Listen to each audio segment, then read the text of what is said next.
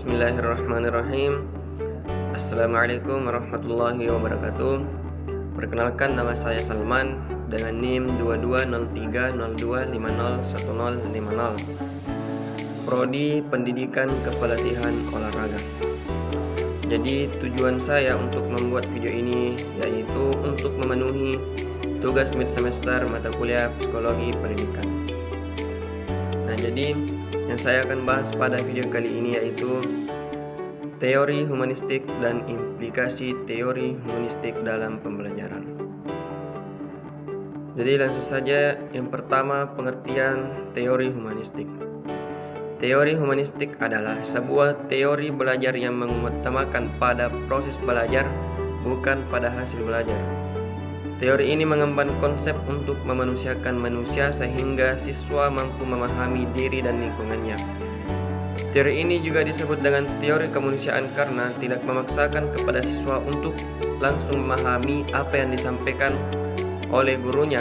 Misalnya, dalam suatu kelas terdapat beberapa orang siswa.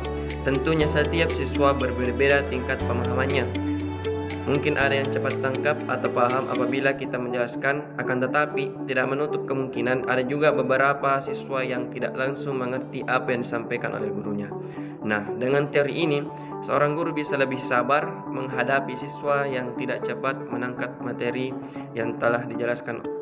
Oleh karena itu, guru tersebut menjelaskan kembali apa yang tidak dimengerti siswa tersebut, karena sering kita jumpai ada beberapa guru yang ingin siswanya langsung paham apa yang telah ia sampaikan tanpa melihat kemampuan siswanya sendiri. Selanjutnya, tokoh-tokoh penting dalam teori humanistik. Yang pertama, Abraham Maslow. Maslow berpendapat bahwa manusia memiliki hierarki kebutuhan yang dimulai dari kebutuhan jasmania yang paling asasi sampai dengan kebutuhan tertinggi, yakni kebutuhan estetis. Kebutuhan jasmania seperti makan, minum, tidur bahkan seks menuntut sekali untuk dipuaskan. Apabila kebutuhan ini terpuaskan, maka muncullah kebutuhan keamanan seperti kebutuhan kesehatan dan kebutuhan terhindar dari bahaya dan bencana. Implikasi dari teori Maslow dalam dunia pendidikan sangat penting. Dalam proses belajar mengajar misalnya, guru mestinya memperhatikan teori ini. Apabila guru menemukan kesulitan untuk memahami mengapa anak tersebut tidak mengerjakan pekerjaan rumah, mengapa anak ini tidak dapat tenang di dalam kelas, atau bahkan mengapa anak ini tidak memiliki motivasi untuk belajar. Nah, menurut Maslow, guru tidak bisa menyalahkan anak atas kejadian ini secara langsung. Sebelum memahami, barangkali ada proses tidak terpenuhinya kebutuhan anak yang berada di bawah kebutuhan untuk tahu dan mengerti. Bisa jadi siswa tersebut belum atau tidak melakukan sarapan yang cukup, semalam tidak tidur dengan nyenyak, atau bahkan ada masalah pribadi atau masalah keluarga yang membuatnya cemas dan takut. Nah, yang kedua yaitu Carl Rogers. Carl Rogers mengutarakan pendapat tentang prinsip-prinsip belajar yang humanistik, yang meliputi hasrat untuk belajar, belajar yang berarti, belajar tanpa ancaman, belajar atas inisiatif sendiri, dan belajar untuk perubahan. Nah, yang pertama, hasrat untuk belajar. Menurut Rogers, manusia mempunyai hasrat alami untuk belajar. Hal ini terbukti dengan tingginya rasa ingin tahu anak apabila diberi kesempatan untuk mengeksplorasi lingkungan. Dorongan ingin tahu untuk belajar ini merupakan asumsi dasar pendidikan humanistik. Di dalam kelas yang humanistik, anak-anak diberi kesempatan dan kebebasan untuk memuaskan dorongan ingin tahunya, untuk memenuhi minatnya, dan untuk menemukan apa yang penting dan berarti tentang dunia di sekitarnya. Selanjutnya, belajar yang berarti. Belajar akan mempunyai arti atau makna apabila apa yang dipelajari relevan dengan kebutuhan dan maksud anak. Artinya, anak akan belajar dengan cepat apabila yang dipelajari mempunyai arti baginya. Nah, misalnya, seorang anak yang memiliki hobi voli disuruh bermain bola, maka otomatis dia tidak semangat, tidak ada gairah dalam bermain bola karena hobinya yaitu bermain voli. Yang ketiga yaitu belajar tanpa ancaman. Belajar mudah dilakukan dan hasilnya dapat disimpan dengan baik apabila berlangsung dalam lingkungan yang bebas ancaman. Proses belajar akan berjalan lancar manakala murid dapat menguji kemampuannya, dapat mencoba pengalaman-pengalaman baru, atau membuat kesalahan-kesalahan tanpa mendapat kecaman yang biasanya menyinggung Selanjutnya yaitu belajar atas inisiatif sendiri. Belajar akan paling bermakna apabila hal itu dilakukan atas inisiatif sendiri dan melibatkan perasaan dan pikiran si pelajar. Mampu memilih arah belajarnya sendiri sangatlah memberikan motivasi dan mengulurkan kesempatan kepada murid untuk belajar bagaimana caranya belajar. To learn how to learn. Nah, selanjutnya yaitu belajar dan perubahan. Prinsip terakhir yang dikemukakan oleh Rogers ialah bahwa belajar yang paling bermanfaat ialah belajar tentang proses belajar. Menurut Rogers, di waktu-waktu yang lampau, murid belajar mengenai fakta-fakta dan gagasan-gagasan yang statis. Waktu itu dunia lambat berubah dan apa yang diperoleh di sekolah sudah dipandang cukup untuk memenuhi tuntutan zaman. Saat ini perubahan merupakan fakta hidup yang sentral. Ilmu pengetahuan dan teknologi selalu maju dan maju. Apa yang dipelajari di masa lalu tidak dapat membekali orang untuk hidup dan berfungsi baik di masa kini dan masa yang akan datang. Selanjutnya yaitu Arthur Combs. Perasaan, persepsi, keyakinan, dan maksud merupakan perilaku-perilaku batinia yang menyebabkan seseorang berbeda dengan yang lain agar dapat memahami orang lain. Seseorang harus melihat dunia orang lain tersebut, bagaimana ia berpikir dan merasa tentang dirinya. Itulah sebabnya untuk mengubah perilaku orang lain, seseorang harus mengubah persepsinya. Yang keempat yaitu Aldous Huxley. Manusia memiliki banyak potensi yang selama ini banyak terpendam dan disia-siakan. Pendidikan diharapkan mampu membantu manusia dalam mengembangkan potensi-potensi tersebut. Oleh karena itu, kurikulum dalam proses pendidikan harus berorientasi pada pengembangan potensi. Dan ini melibatkan semua pihak seperti guru, murid, orang tua murid, atau maupun para pemerhati ataupun peneliti dan perencana pendidikan. Yang kelima, David Mills dan Stanley Scher. Ilmu pengetahuan alam selama ini bertahun-tahun hanya dibahas dan dipelajari secara kognitif semata, yakni sebagai akumulasi dari fakta-fakta dan teori-teori. Padahal bagaimanapun, praktek dari ilmu pengetahuan selalu melibatkan elemen-elemen efektif yang meliputi adanya kebutuhan akan pengetahuan, penggunaan intuisi dan imajinasi dalam usaha-usaha kreatif, pengalaman yang menantang, frustasi, dan lain-lain. Berdasarkan fenomena tersebut, David Mills dan Stanley Scher mengajukan konsep pendidikan terpadu, yakni proses pendidikan yang mengikutsertakan afeksi atau perasaan murid dalam belajar. Selanjutnya yaitu kita bahas prinsip-prinsip teori humanistik. Yang pertama, aktualisasi. Aktualisasi adalah wahana bagi manusia dalam mencapai dirinya yang utuh. Setiap manusia memiliki potensi mendasar yang dapat dikembangkan menjadi suatu kekuatan yang darinya manusia akan mampu bergerak mencapai aktualisasi diri.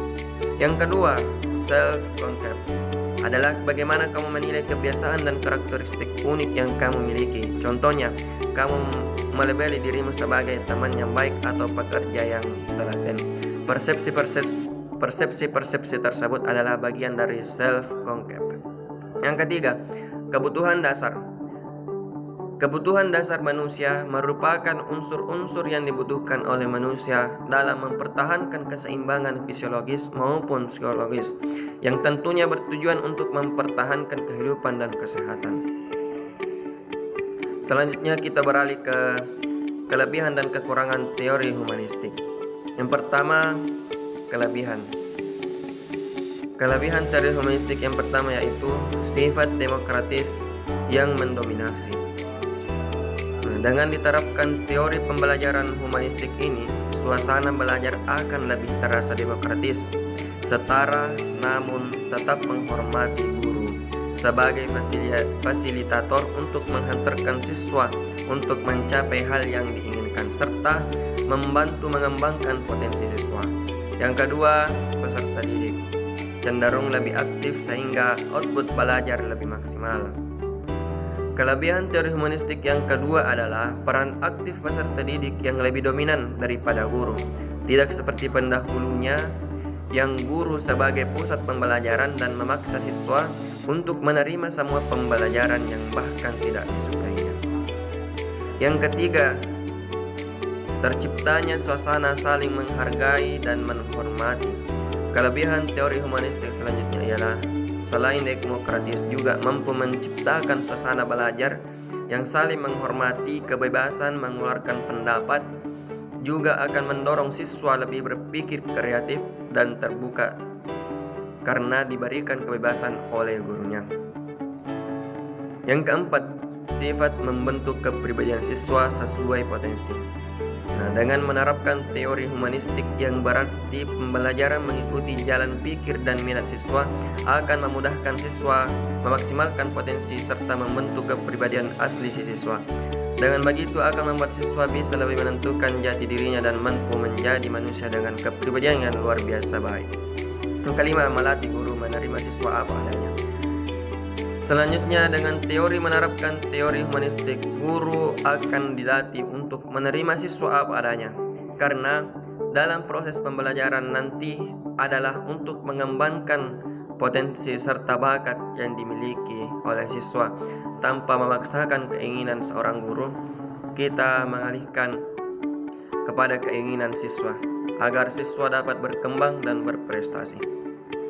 Selanjutnya yaitu kekurangan teori humanistik. 1. Tidak bisa diuji dengan mudah.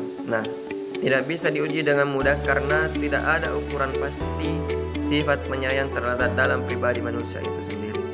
Yang kedua, terjadi bias dalam tujuan. Kekurangan teori humanistik yang ini masih berhubungan dengan yang pertama, yaitu karena sifatnya kepribadian, maka untuk mengetahui ukuran pasti seseorang sudah berhasil atau tidak belum bisa ditentukan dengan jelas, alias masih bias. Dan hal ini cenderung subjektif sehingga penilaian setiap orang akan berbeda-beda tergantung dengan pengetahuan bahkan hingga pengalaman pribadi sang penilai. Yang ketiga, sulitnya membedakan mana yang serius dan mana yang tidak.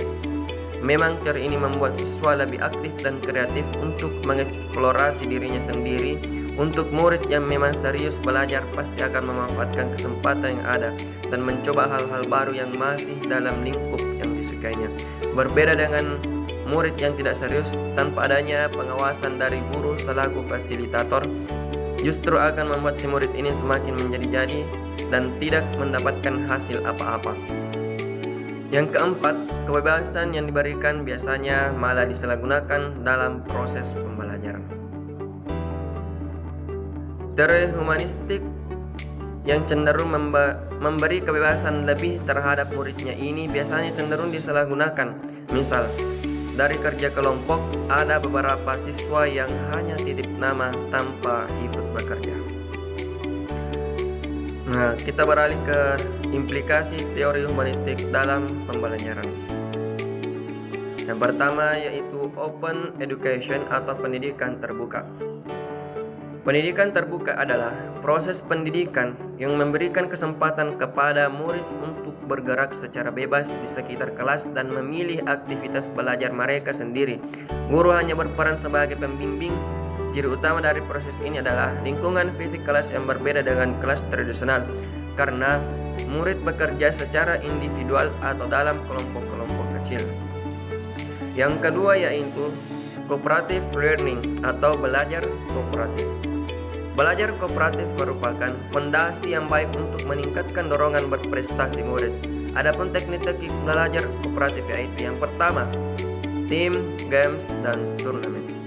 Dalam teknik ini murid-murid yang kemampuan dan jenis kelaminnya berbeda akan disatukan dalam tim yang terdiri dari 4 sampai 5 anggota.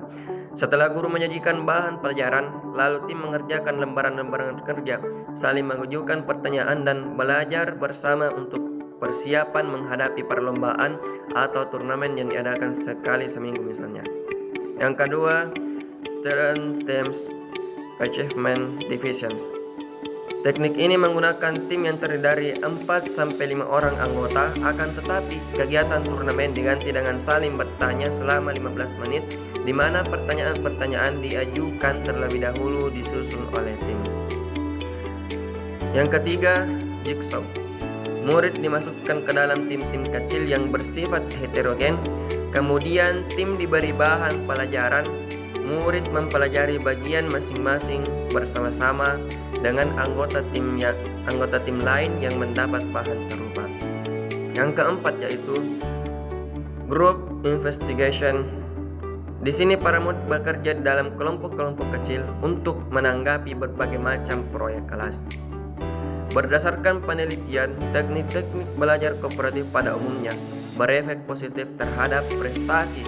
Selain itu, teknik ini juga meningkatkan perilaku kooperatif altruistik murid. Dengan demikian dapat disimpulkan bahwa teknik ini merupakan teknik mengajar yang efektif untuk mencapai tujuan instruksional kelas.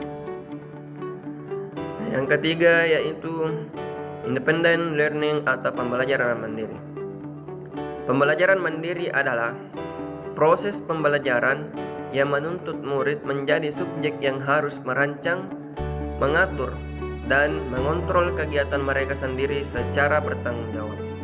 Dalam pelaksanaannya, proses ini cocok untuk jenjang perguruan tinggi karena menuntut kemandirian yang tinggi peserta didik.